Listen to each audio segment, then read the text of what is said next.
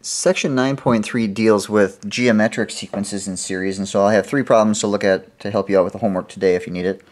First one's going to ask you to write an expression for the nth term of a geometric sequence where a sub 4 is 9/16 and a sub 9 is 2/27. Notice worded a little bit differently than we did in 9.2, asking the same information, just worded a little differently, but something that you want to be okay with when you're looking at your problems. Second one is asking you to find the sum of the following series, and it gives you the series. Notice it doesn't tell you whether it's arithmetic or geometric, so it's important to identify how you know what it is. And then the last one, something very similar. Find the sum of the following series, and again, another series of numbers to add together. Alright, so let's take a look at the first one. So I read that problem and it says, write an expression for the nth term. It's basically saying, find the equation to express, or find a formula to express this set of, or this sequence. Now it specifically tells you that it's geometric. So you know now, geometric sequence, here's our general formula. It's a sub n is equal to a sub 1 times r to the n minus 1 power, where r is considered the common ratio this time. Alright, we're going to do virtually the same kinds of steps. I need to figure out two things when I write this equation. I need to know what the first term is, and I need to know what the pattern number is. I don't know either one, so I'm going to do that manipulating thing. I'm going to plug both of these numbers in for a sub n and a sub 1. My recommendation is you take the one with the larger subscript and put it on the left. So a sub 9 is going to equal a sub 4 times r to the, not n minus 1, but 9 minus 4 power. And the reason I say to use the larger subscript here is that way you'll get a positive number in the exponent. You don't have to deal with negative exponents. Not that you can't, it's just that might make it a little easier for you. Again, if you don't want to write that step and you want to just say a sub 9 is 2/27, that would be fine. I'll be able to figure that out when I look at your work. A sub 4 is actually 9/16, and then it's times r to the 9 minus 4 or 5th power. Alright, I'm going to have to take and divide both sides by 9/16 to get rid of this, or you can think of multiplying by the reciprocal if you want to. Might not be a bad idea, especially if you have to do it by hand. And so look to see if anything simplifies. It doesn't look like they have anything in common. Nothing in common, so it looks like I have to multiply it out. So this is going to give me 32 in the numerator. And if you're not sure and you're doing this on the homework, obviously go ahead and plug it in your calculator. If you do not have a calculator available, it's on the test, then you're just going to have to multiply it out by hand. And you should get 243 is equal to r to the 5th. And then think about if that was r squared, you would take the square root of both sides. Well, it's not r squared, it's r to the 5th, so you have to take the 5th root. So you have two ways of doing this.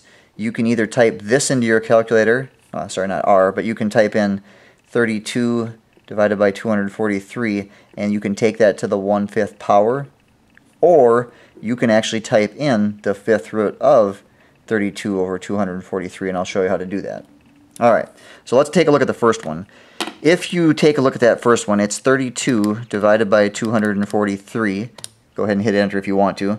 And now I need to take that to the 1/5 power. So I'm going to use my little caret button. And now if yours is calculator is like mine where you don't have the little rectangle up there or you don't have a parenthesis, I need to put parentheses around the 1/5 or the order of operations won't work out quite right with the calculator, because the calculator is going to follow the order of operations to a T. It would take it to the first power and then divide by 5. Alright, so that's one way to do it. Hit enter. Looks like the pattern number is 0.6 repeating, which hopefully you recognize that to be 2/3. So my pattern number is 2/3. Now, if you didn't do it this way and you want to do the little 5th root, well, by the way, if you do have the little rectangle, you should be able to hit 1/5 without parentheses and be fine. Me, I personally would put parentheses just to be safe, but you should be okay. If you want to do the little 5th root thing, where you find that is here. You're going to hit math, which is right here, and then you notice that number 5, you've got the little x and then that radical. What you want to do is hit the root number first. So I'm going to go back to the home screen. I'm going to hit 5 for the root number. I'm going to go to math, and then I'm going to pick number 5 or go down to number 5 and hit enter. And now this stands for the 5th root. Again, if your calculator doesn't look like mine, you might actually see the little 5 actually in the root spot. But now I'm just going to type in the fraction. Put a parenthesis since I don't have one. 32 divided by 243. Go ahead and hit enter, and notice I end up with the same thing. So whichever way you like doing it, if you want to type into the 1/5 power, if you remember how to find the 5th root, whichever makes sense to you. There's my pattern number. Alright, halfway there. Remember I said I also want to figure out what the first term was. Now when we looked at section 9.2, we said, okay, let's let a sub 1 equal, and then we put one of these two numbers in here. But remember I said I like the subscript number to be larger on the left, so I'm actually going to put one of these two numbers on the left. It doesn't matter how you do it, it ends up the same either way. But I'm going to say a sub 4 is equal to a sub 1 times r to the 4 minus 1 power. If you have those two switched, all that's going to happen is you're going to have a negative 3 up there. No big deal. Alright, I know a sub 4 is really 9/16. A sub 1 is something I don't know. I'm trying to figure that out. R, I actually know, is 2/3, and I'm taking that to the third power. This is just a number. Pretend it was 2 for right now. If I have 2 times that, I would want to divide by 2. So I need to divide by that number. So let's, with our calculator, type in 2 divided by 3 to the third power. And now I need to divide by that number, or because my calculator has that number stored, I can just say parenthesis 9 divided by 16 divided by second and then the little minus sign down here. Previous answer, hit enter, and it looks like the first term is approximately 1.898. And so my equation would be a sub n is equal to first term, which is 1.898, times the pattern number, which is 2/3, to the n minus 1 power. And there would be your answer. If you do get a number here that is a weird decimal that you don't recognize, you can go ahead and just put that decimal here. I would just say go out 3 or 4 decimal places like we usually do. Alright, there's the first problem. Again, if you want to check yourself, easily put 9 in for n here, calculate it out and see if you get 2/27. It probably won't be exact because you've rounded this number, but it should be extremely close. Alright, the next problem says find the sum. So I know it's sum, and so the next thing you should do after you realize they're asking you for the sum is ask yourself one of two things. Is it geometric or arithmetic? I need to know that because they have different equations. If it's arithmetic, then it needs to be finite. If it's geometric, I need to figure out if it's finite or not. Well, it's not too difficult to figure out if it's arithmetic or geometric usually. If it was arithmetic, I would have to subtract 18 to get to here. Well, if I subtract 18, I'm not going to get 3/5. So it's probably not arithmetic. In fact, I know it's not. So check to see if it's geometric. Remember how to do that. You always want to take the second, divide by the first, the third, divide by the second, the fourth, divided by the third, and so on. If I take the second, divide it by the first, I end up with negative 1/5. If I take the third, divide by the second, or multiply by the reciprocal, so right now that's 3 over 1 multiplied by the reciprocal, these cancel, I end up with negative 1/5. They should be the same. If they're not, then it's not geometric. They are, so I know it's geometric, and the other thing I know is that's actually the pattern number. So it's the sum, geometric, it's finite because I have an actual last number, so I know the formula is S sub n is equal to a sub 1, or the first term, times 1 minus r to the nth power divided by 1 minus r. This is my formula for the sum of a geometric series which is finite. Now if you look in the book and this confuses you, or if you look or ask someone else and they write this equation down, just know that it's the same thing. All I've done is I've switched the order of those two things. As long as you do it to both of them, it's fine. I like this one because if you remember what the infinite geometric series looks like, the denominator is exactly the same. Alright, now look at my formula and ask myself, what do I need? Well, I need the first term. Good news, I can just look up here and I can see it. It's 15. I need to know the pattern number. Excellent news, I just got done figuring it out. I need to know the number of terms. That I don't know. So what I'm going to do is I'm going to look at my series and I'm going to do that little manipulating thing. I'm going to take my general formula and I'm simply going to plug in two terms that I have. Now I need to know specifically what term number this one is, so I need to use that as my last term, if you will. So I'm going to put negative 3 over 625 as my a sub n. My a sub 1 I know is 15. I know the pattern number is negative 1/5. And it's to the n minus 1 power.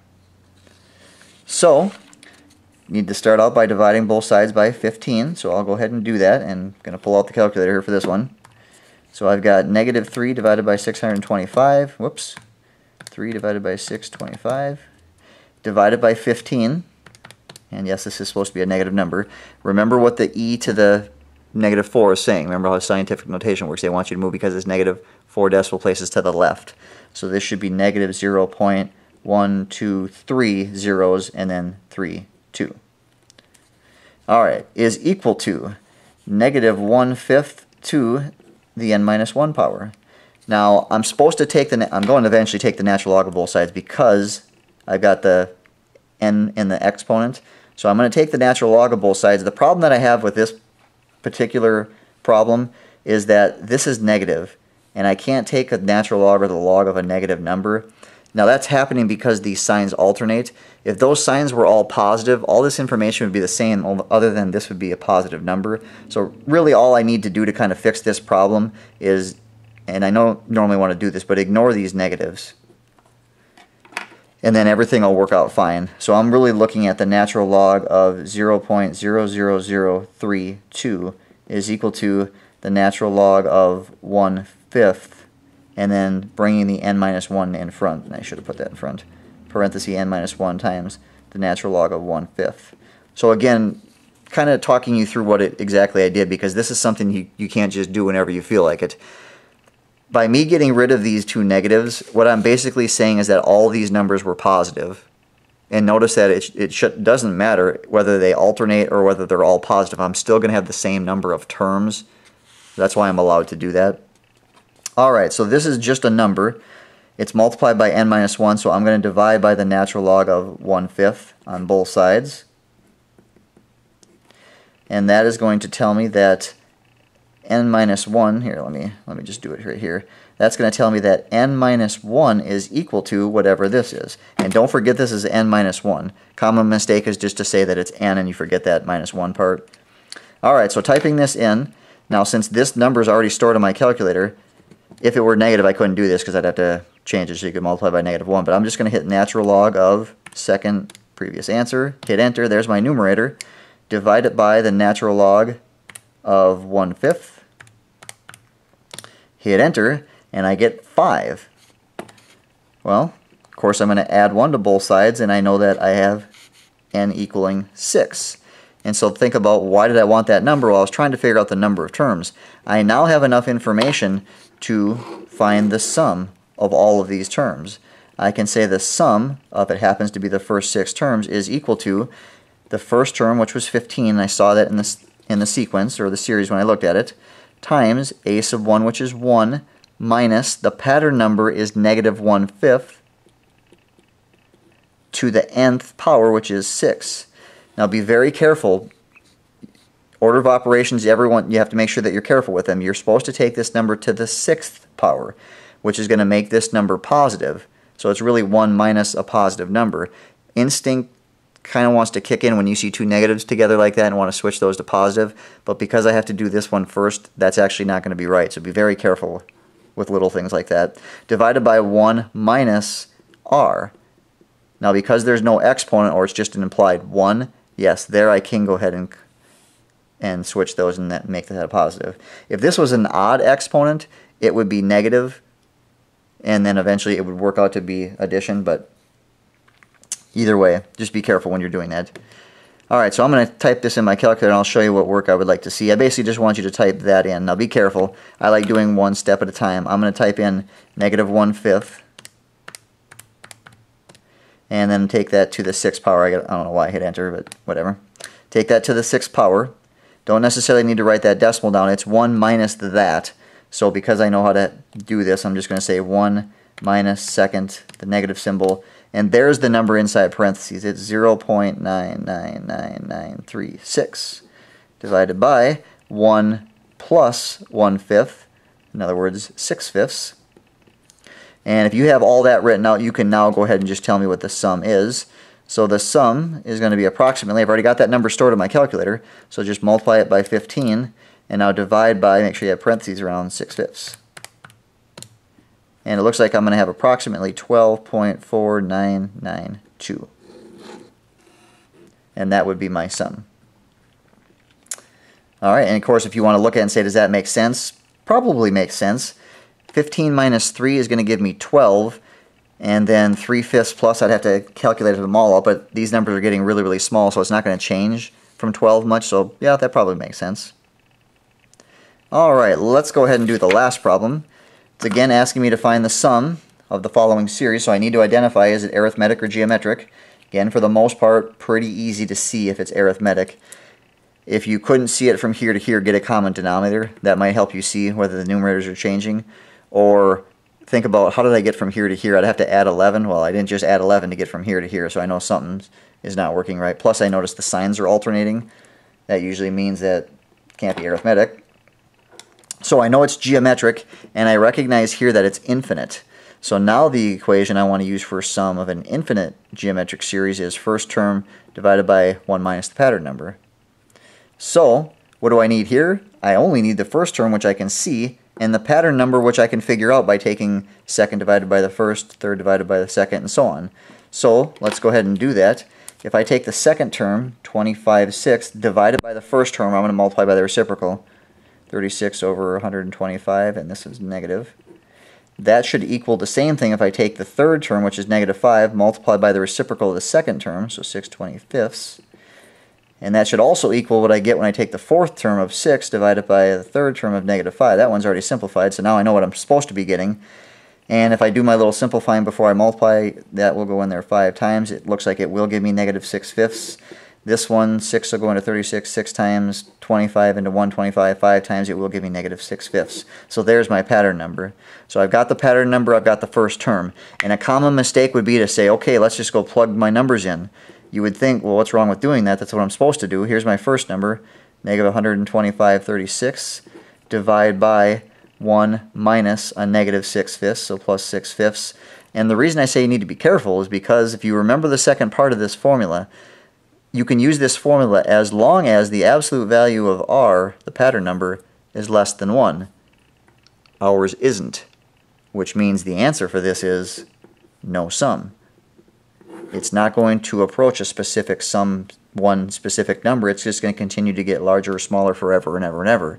So it's very easy to make that little mistake and throw this in your calculator. If you throw this in your calculator, it's going to give you a number, but that number's not right.